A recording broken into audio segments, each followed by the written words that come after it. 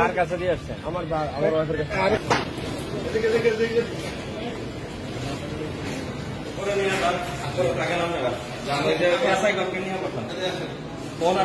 দরকার নেই।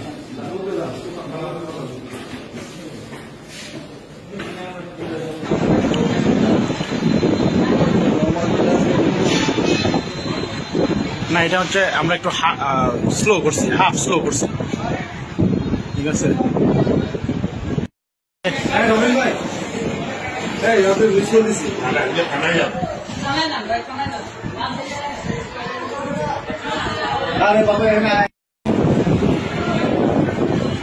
বলতে পারে জিন হত্যাকাণ্ড ঘটাইছে, এটা বলতে পারে। সেটা স্বীকার করেছে যে সে করেছে, কিন্তু তাকে জিন তাকে দিয়ে করাইছে। তো সেইটাই আমাদেরকে আসলে জিন করিয়েছে বা কিভাবে হয়েছে, কি মানে কেন করিয়েছে, এই বিষয়গুলি আমাদেরকে সুনিশ্চিত হওয়ার জন্য আমাদের আরো কিছুটা সময় প্রয়োজন আছে।